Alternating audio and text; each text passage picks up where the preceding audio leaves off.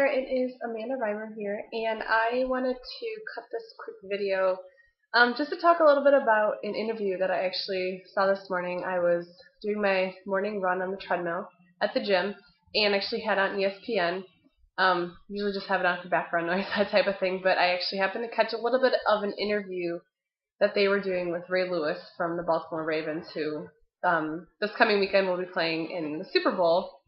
But they were doing this interview with Ray Lewis, who also just announced his retirement.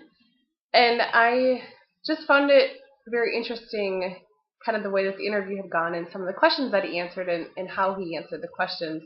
And one of those questions was really if how he felt he impacted the team when he announced that he is retiring, or if that had something to do with how well they were playing, or if that made an impact on them as a team.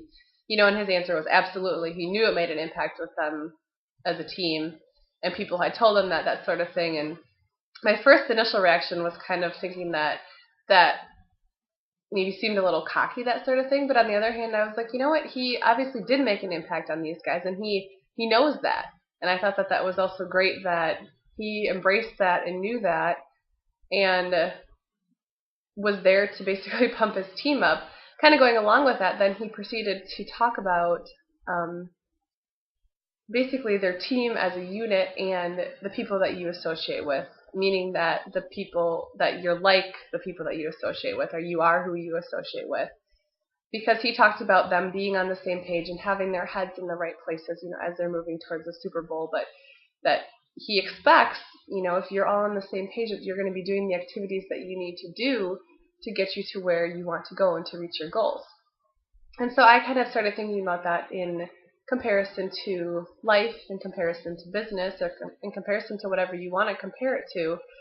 But really that it is true. We are who you associate with. And we've all heard that saying before. I've heard it that if you take a look at the 5 people closest to you, that you are who they are, or you become who they are, and vice versa. And also, I've also heard it said that if you look at the 5 closest people around you and you average their incomes, that will be your income as well. So I don't know if that's completely true, but I do agree that the people that you hang around with the most is kind of what you absorb and what you end up becoming more like yourself. If you're hanging around a group of positive people and uplifting people, then that's reflective in your attitude. But at the same time, if you're hanging around a group of bunch of negative people who, don't have any money, don't want a job, or whatever, or just negative about life, that tends to bring you down, and pretty soon you hear their limiting beliefs, and that kind of sucks you in and brings you into their limiting beliefs. So I think it's just important to think about, in whatever aspect of your life of what you're doing, is to evaluate who are you hanging out with. What are they giving off positive, negative vibes?